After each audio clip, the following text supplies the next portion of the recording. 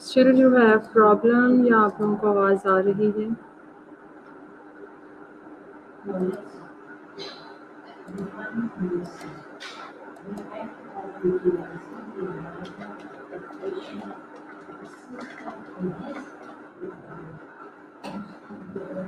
Okay, ठीक है जी, आप लोगों को प्रॉब्लम आपका रिज़ॉल्व हो गया है, तो हम देखते हैं इम्यूनोलॉजिकल डिजीज़ेज़, ठीक है जी।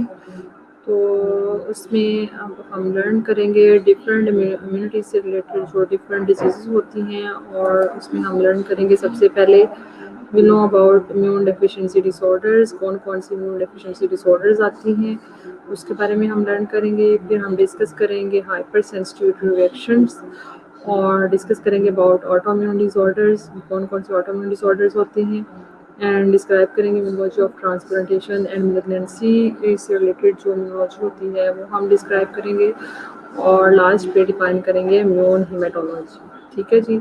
तो ये हमारे कुछ ऑब्जेक्टिव्स हैं इस लेक्चर्स के, इसमें से हम कुछ जो है आज डिस्कस करेंगे, कुछ मीट आउट करेंगे, और बाकी जो है हम फर्दर लेक्चर में डिस्कस कर लेंगे।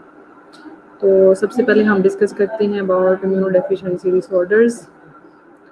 वालेकुम अस्सलाम जी, मैं ठीक हूँ, आप लोग ठीक हैं सारे?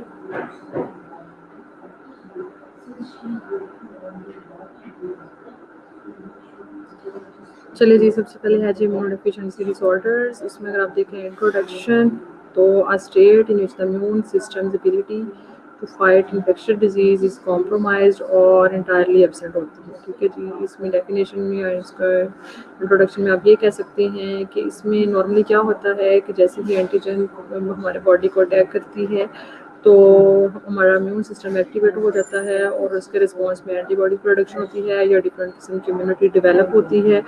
तो वो क्या करते हैं कि उस इन्फेक्शस एजेंट को जो है वो उसके साथ फाइट आउट करने की कोशिश करते हैं और उसको किल करते हैं, तो बॉडी को सेव करते हैं। लेकिन इसमें जब इम्यूनो कॉम्प्रोमाइज होगा, तो इसमें हमारा इम्यून सिस्टम जो है वो इन्फेक्शियस डिजीज़ के साथ फाइट आउट करने की उसकी एबिलिटी जो है वो कॉम्प्रोमाइज़ होती है या एब्सेंट होगी, तो हम कहते हैं कि इम्यूनो कॉम्प्रोमाइज डिजीज़ है। It may be two types, primary है और सेकेंडरी है।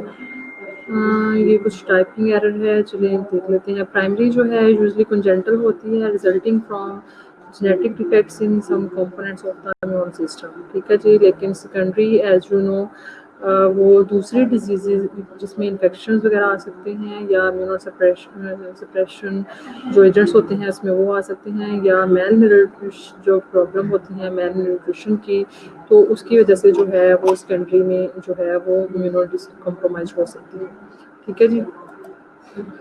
इसके बाद प्राइमरी इम्यूनोडेफिशिएंसी डिजीज़ है, उसमें माइलॉइड लीनेज होता है फिर और लिम्फोइड लीनेज होता है, ठीक है जी। इसके बाद कॉम्प्लीमेंट सिस्टम डेफिशिएंसी होगी और डिसऑर्डर ऑफ फेगोसाइटोसिस होगी, ये इसमें प्राइमरी इम्यूनोडेफिशिएंसी में आता है।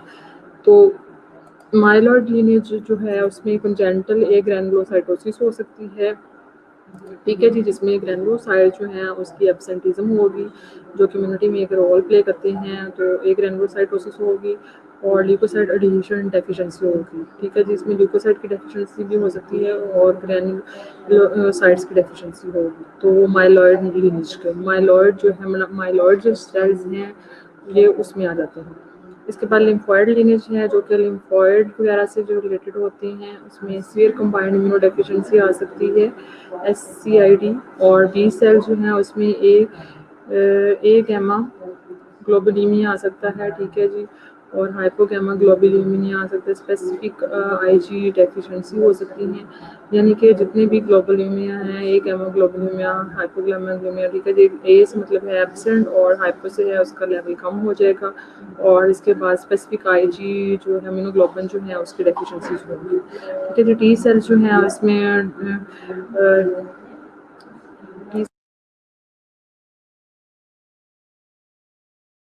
जॉर्ज सिंड्रोम आ जाता है और विस्कॉट एल्ड्रिच सिंड्रोम आता है, जो कि उसमें टी सेल्स की जो है इम्यूनोडेफिशिएंसी होती है, ठीक है जी। इसके बाद कॉम्प्लीमेंट सिस्टम डेफिशिएंसी हो सकती है और साथ में डिसऑर्डर्स ऑफ फेगोसाइटोसिस है, जिसमें क्रोनिक ग्रैनुलोमेटस डिजीज आ सकती हैं।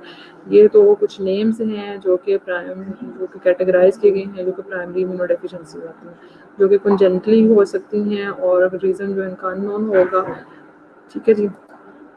सिम्टम जो हैं प्राइमरी में रिकरेंट रेस्पिरेटरी इन्फेक्शन हो सकते हैं ऐसे पेशेंट्स को। इसके अलावा परसिस्टेंट बैक्टीरियल इन्फेक्शन होंगे, जिसमें साइनोसाइटिस, ओटाइटिस और ब्रोंकाइटिस जो है, ब्रोंकाई जो है उनकी इन्फ्लेमेशन वगैरह आ जाती है, ठीक है जी। इसके अलावा increase susceptibility to opportunistic infection होते हैं, उनमें उनकी ससेप्टिबिलिटी इंक्रीज हो जाती है। And recurrent fungal yeast infection जो है, बार बार होने वाले फंगल इन्फेक्शन जो है इन पेशेंट्स में होते हैं। Skin and mucous membrane infection होंगे, रेजिस्टेंट थ्रश, ओरल अल्सर और कंजक्टिवाइटिस हो जाएगा, ठीक है जी। कंजक्टिवा जो होती हैं उसकी इन्फ्लेमेशन हो जाएगी। डायरिया और मेल एब्जॉर्प्शन इन पेशेंट में ज़्यादा होती है। इसके अलावा failure to thrive and delayed और अनकम्प्लीट रिकवरी फ्रॉम इलनेस, ठीक है जी। तो आप देख सकते हैं जो भी इम्यूनो कॉम्प्रोमाइज पर्सन होते हैं उनमें एक चीज़ है, आपने ये याद रखना है कि उनमें रिकरेंट इन्फेक्शन, बार बार होने वाले इन्फेक्शन होंगे और जल्दी से वो जो है बीमार हो जाते होंगे। कोई भी डिजीज़ होगी तो उनको ज़्यादा इफेक्ट करेगी, ठीक है जी।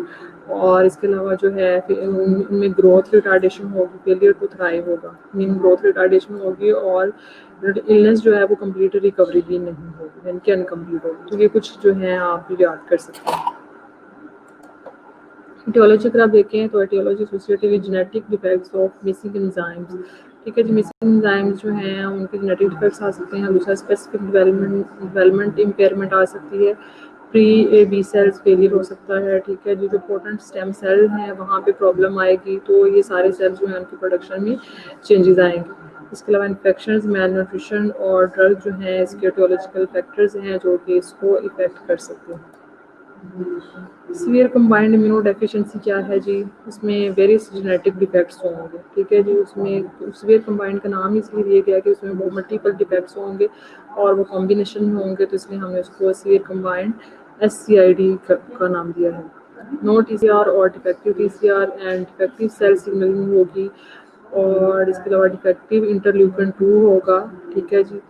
और इसके अलावा रिकरेंट इन्फेक्शन पेशेंट में बहुत ज़्यादा होती हैं and death at early age, ठीक है जी। बच्चों में होती हैं और अर्ली एज पे इनकी डेथ्स हो सकती हैं। सेकेंडरी इम्यूनो डेफिशिएंसी अगर आप देखें तो उसमें वो जो है वो डिजीज़ से रिलेटेड है, ड्रग्स से रिलेटेड है या मैल न्यूट्रिशन से रिलेटेड है।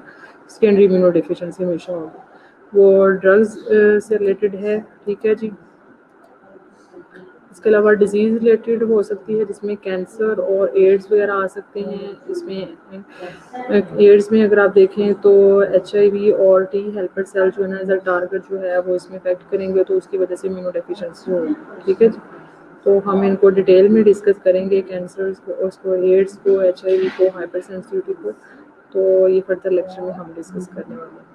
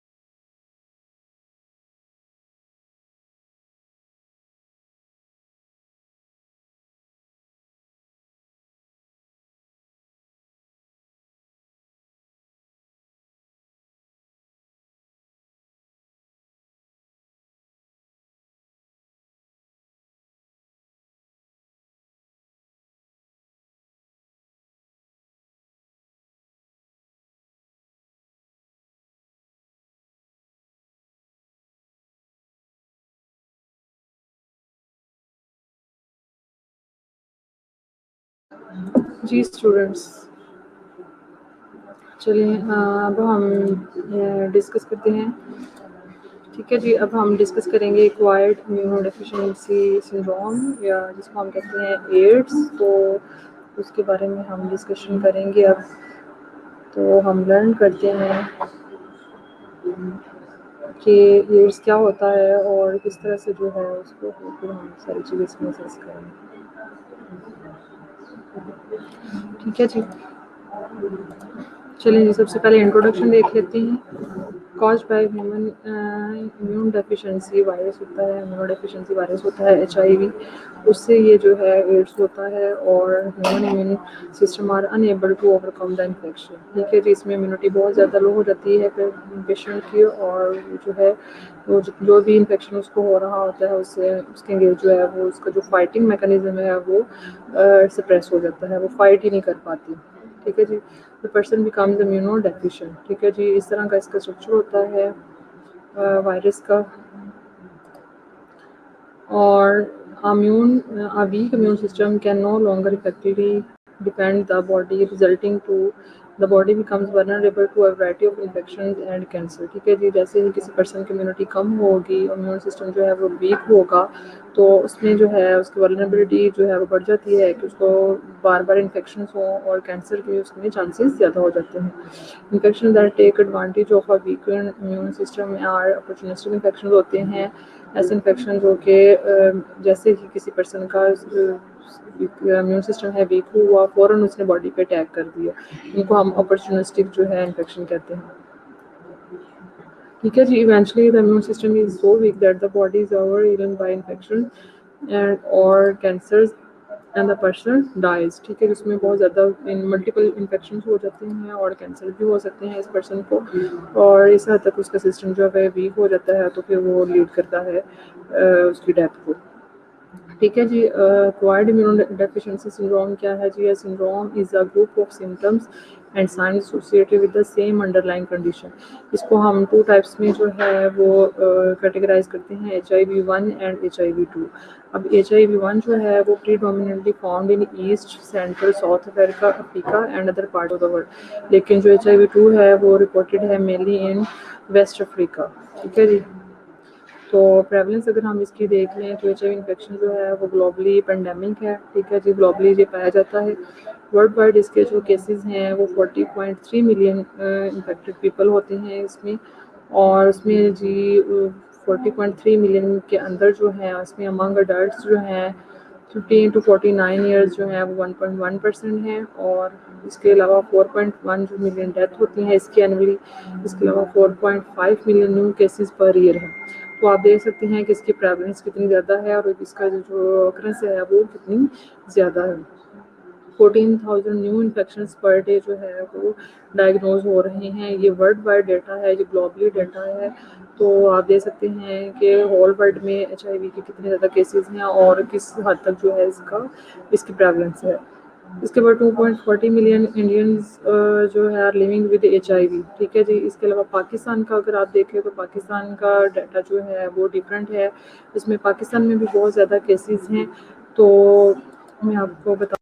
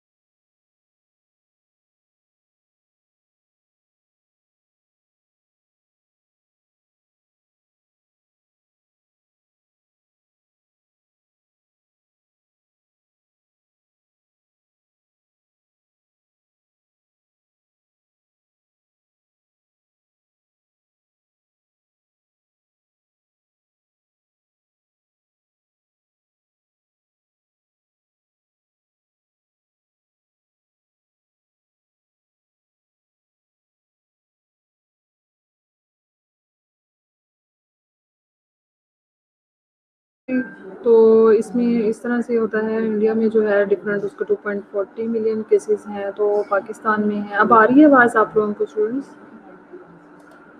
पाकिस्तान के जो केसेस हैं इसमें जो है अगर 2015 का जो है लास्ट डाटा जो है वो ज़्यादातर 2015 2017 तक जो है उसमें वर्ड जो है पूरे पाकिस्तान में इसका हुआ था, और इसमें जो डेथ्स हैं ड्यू टू HIV जो है वो 1480 थी, यानी कि 1500 के राउंड अबाउट थी, और नंबर जो है वो पाकिस्तान में जो इंक्रीज़ हुए थे केसेस के वो राउंड अबाउट 45,000 थे। ठीक है जी।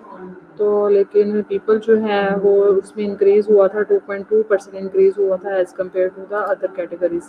तो आप देख सकते हैं कि पाकिस्तान में भी और इंडिया में भी जो है इसके जो है बहुत ज़्यादा हैं, वर्ल्ड वाइड जो है और भी इसके हैं, तो वो देख सकते हैं हिस्ट्री।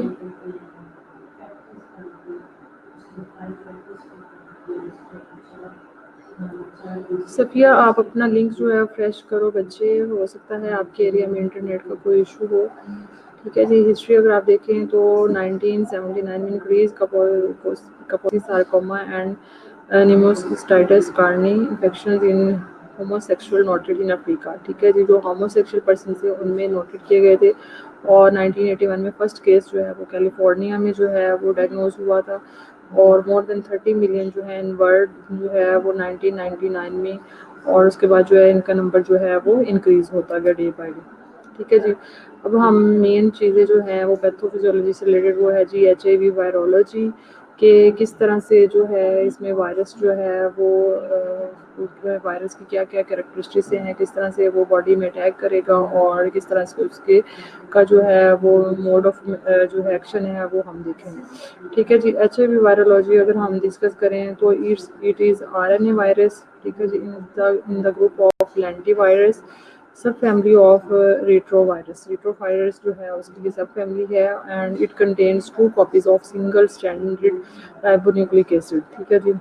RNA की जो है वो 2 कॉपीज जो है वो कंटेन करेगा, और viral RNA is surrounded by capsid made from the viral protein. इसके ये बाहर जो है ना एक कैप्सुलेशन फॉर्म में जो है वो सराउंडिंग होती है, जो कि वायरल प्रोटीन से जो है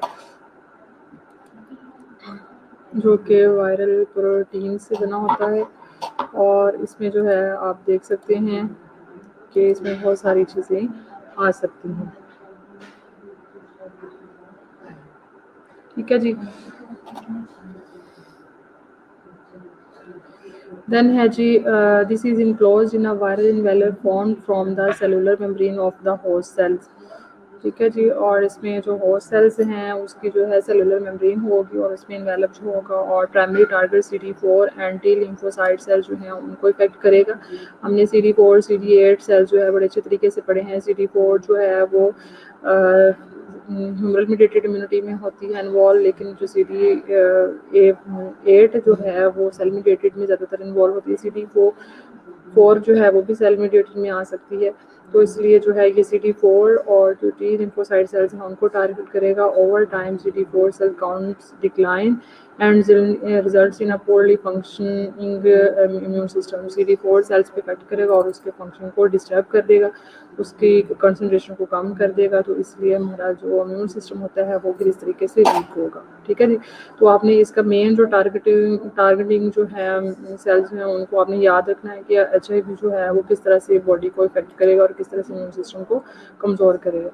ये इसका जो है एक साइकिल एक स्ट्रक्चर बताया गया है कि RNA है सिंगल जो स्टैंडर्ड RNA उसकी 2 कॉपीज़ हैं, आप देख सकते हैं वेविंग, और इसमें रिवर्स ट्रांसक्रिप्टेज, और साथ में लिपिड मेम्ब्रेन है, प्रोटीन मेम्ब्रेन का इनकैप्सुलेशन है इसकी, तो आप इसमें देख सकते हैं इसका स्ट्रक्चर। फिर HIV पैथोफिजियोलॉजी, किस तरह से इसकी पैथोफिजियोलॉजी है जी, किस तरह से ये बॉडी में पेनिट्रेट करेगा, और किस तरह से फिर जो है ये अपना एक्शन जो है वो परफॉर्म करेगा। तो सबसे पहले है जी penetration of virus into host plasma membrane results into virion. ठीक है जी। वायरन जो है उसको लीड करेगी, और रिवर्स ट्रांसक्रिप्टेज एंड टारगेट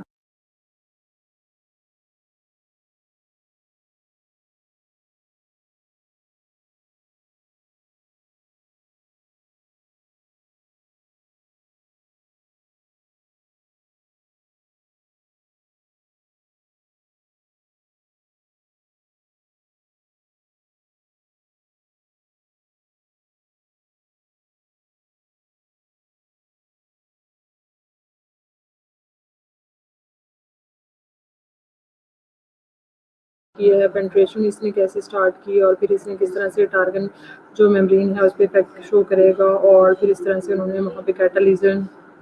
आवाज़ नहीं आ रही स्टूडेंट्स? ठीक है जी। तो यहाँ पे इस तरह से जो है साइकिल जो है वो इसमें मेंशन है। CD4 जो है उसमें किस तरह से इसने इफेक्ट अपना शो करना है RNA ने। ठीक है जी, RNA और DNA ने उसके जो इफेक्ट शो करना है।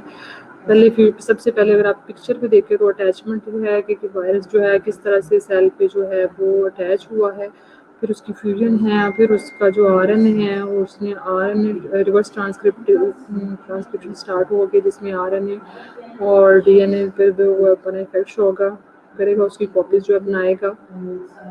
ठीक है जी।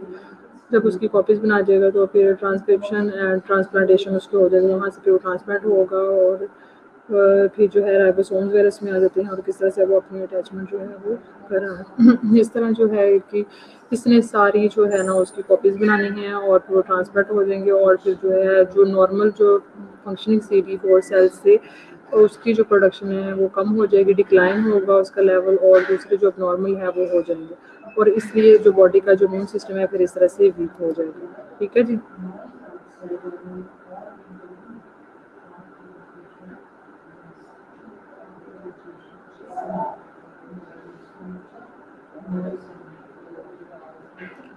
अच्छा जी, इसमें भी जो है वो सारा सिस्टम वही शो किया गया है, फ्लो चार्ट में बताया गया है कि किस तरह से जो है CD4 सेल्स पे जो है वो अटैक करेगा और किस तरह से वो जो है ना इम्यून सिस्टम को वीक करेगा। ठीक है जी। सबसे पहले है जी selective tropism for CD4 molecular receptor. ठीक है जी। जो मॉलिक्यूलर रिसेप्टर होंगे CD4 पे वहाँ पे उसकी सिलेक्टिव ट्रोपिज्म हो जाएगी, फिर इंटरनलाइजेशन होगी, वो वहाँ से वायरस जो है उसके इंटरनलाइजेशन होगी, उसके सेल के अंदर चला जाएगा। फिर uncoating and viral DNA formation होगी, अनकोटिंग होगी और जो वायरल है जो वायरस होगा उसकी भी DNA फॉर्मेशन होगी, फिर वायरल इंटीग्रेशन है और फिर जैसे इंटीग्रेशन होगी बाद में उसकी वायरल की रेप्लिकेशन हो जाएगी, जो वायरल सेल्स बने थे उसकी रेप्लिकेशन हो जाएगी, मल्टीप्लिकेशन होगी and immune attacks of host system जो होस्ट सेल जो है उसको अटैक करेगा and CD4 plus T cell destruction होगी और इसी तरह वायरल डिसेमिनेशन होगी। ठीक है। तो ये एक सेल जो है वो चलेगा। अगर आप फर्स्ट स्लाइड को अच्छी तरीके से याद कर लेते हैं, उसको समझ लेते हैं तो ये सारा उसी का जो है वो कंक्लूजन है। ठीक है जी। अब हम देखते हैं कि ट्रांसमिशन किस तरह से होनी है। It can be transmitted through the following body fluids, यानी कि बॉडी फ्लूइड्स के थ्रू जो है ज़्यादातर जो है एड्स या HIV जो है वो ट्रांसफ़र होता है। इसमें ब्लड आ सकता है, सीमन है, विजाइनल फ्लूइड और ब्रेस्ट मिल्क वगैरह। ठीक है जी। ये 4 बॉडी फ्लूइड्स हैं जिसके थ्रू जो है वो स्प्रेड होगा। इसके बाद HIV can't be transmitted through the following. ठीक है जी। Saliva, tears, urine, mosquitoes, toilet seats, kissing and hugging, इससे जो है HIV जो है वो ट्रांसमिट नहीं होता। तो ज़्यादा केयर जो है, ज़्यादा प्रोटेक्शन जो है, अगर ऐसा पेशेंट जिसको HIV है तो उसके बॉडी फ्लूइड को हैंडलिंग में जो स्टाफ हैं, जो नर्स हैं, उसको बहुत ज़्यादा केयर की ज़रूरत होती है। ब्लड हैंडलिंग है या कोई मदर है जो ब्रेस्ट मिल्क जो है फीडिंग कराती है तो चांसेस हैं कि उसके बच्चे को भी जो है वो HIV ट्रांसफ़र हो जाए। ठीक है जी। तो इस तरह से इम्यून वेजाइनल फ्लूइड्स जो है उसके थ्रू जो भी जो है रिलेशनशिप्स में जो है हस्बैंड से वाइफ को, वाइफ से हस्बैंड को हो सकता है। जैसे कंसंट्रेशन क्या है बॉडी में, concentration in the human body fluid, human body fluid में इसकी कंसंट्रेशन जो है ब्लड में सीमन, मिल्क, सलाइवा और वेजाइनल सिक्रेशन, इनमें जो है वो HIV की जो है कंसंट्रेशन।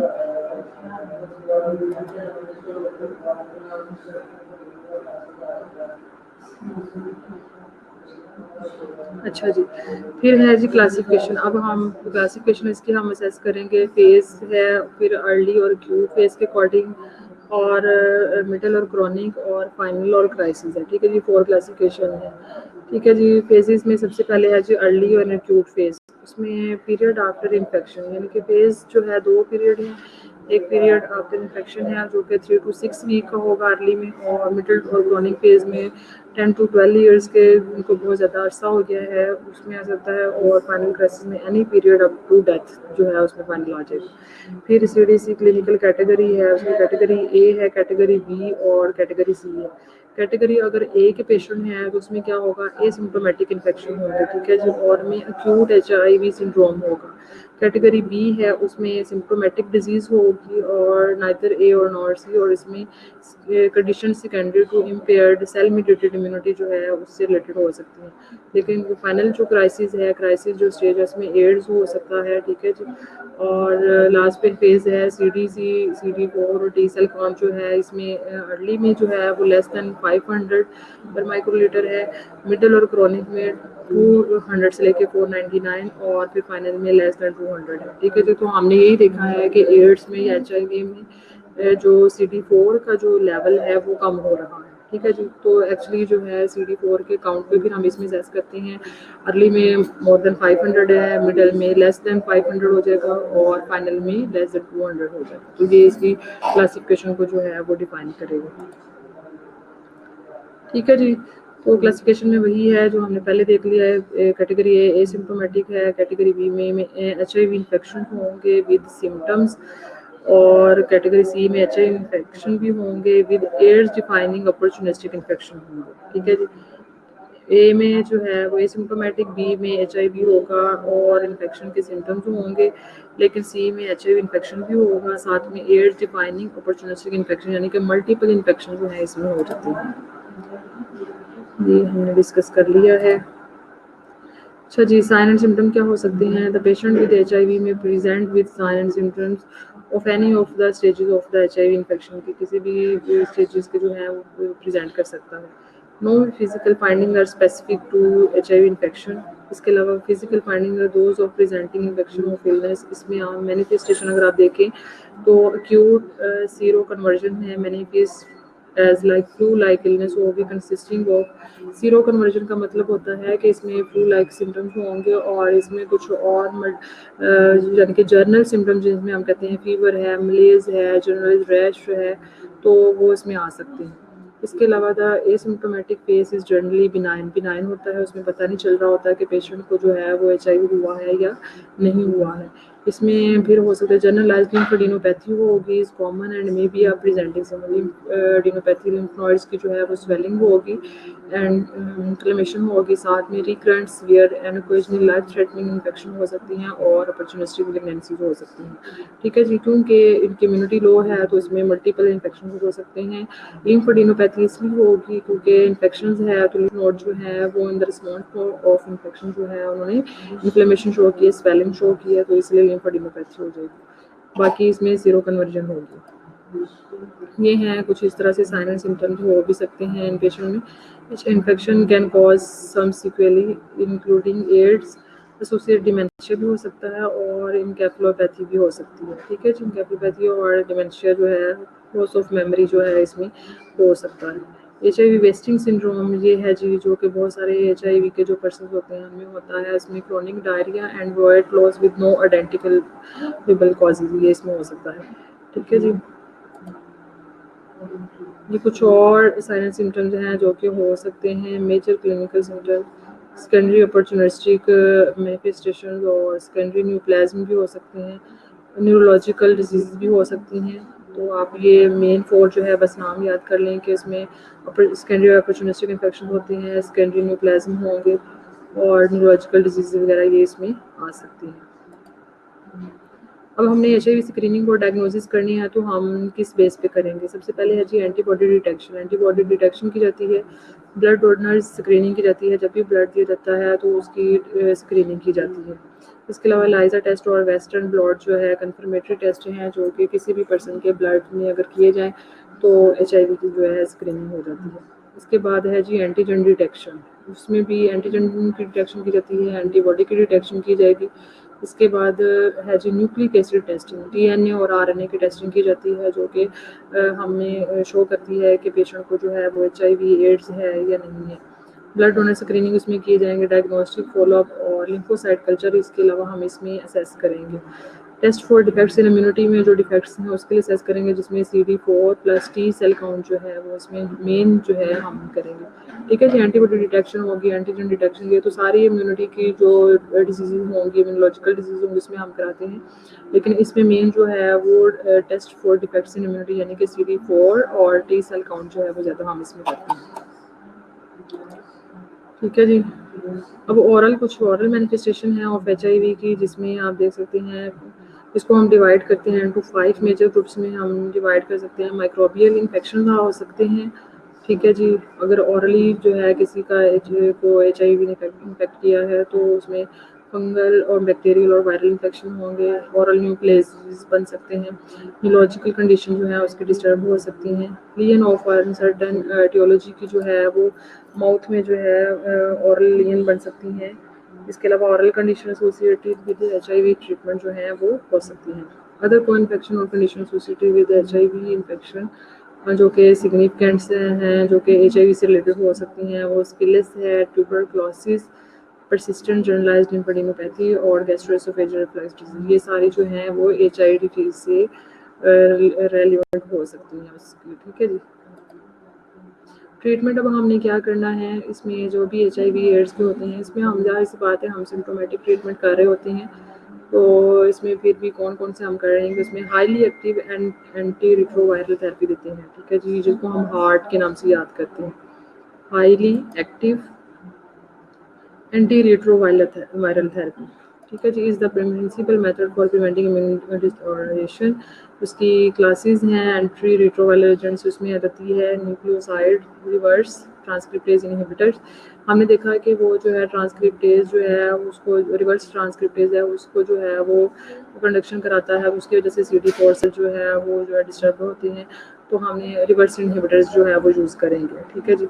इसके अलावा प्रोटेज इनहिबिटर्स हैं, मोनोन्यूक्लियस न्यूक्लियाइज रिवर्स ट्रांसक्रिप्टेज इनहिबिटर्स है, फ्यूजन इनहिबिटर्स है, सारे इनहिबिटर्स जो हैं हम इसमें यूज़ करेंगे ताकि वो जो है उसका जो प्रोसेस है, जो साइकिल है, जो वायरस का जो अटैचमेंट का साइकिल है, जहाँ पे उसने रिवर्स जो है उसको कराया है, उसको जो है वो हम जो है ना रिवर्स से जो है ना इनहिबिट कर सकें। ठीक है जी। तो ये इसका ट्रीटमेंट था। आई थिंक सो आज के लिए इतना काफ़ी है आप लोगों के लिए। कुछ पूछना है किसी ने आज के लेक्चर में से, बाकी जो है हम इंशाल्लाह नेक्स्ट लेक्चर में हम डिस्कस करेंगे।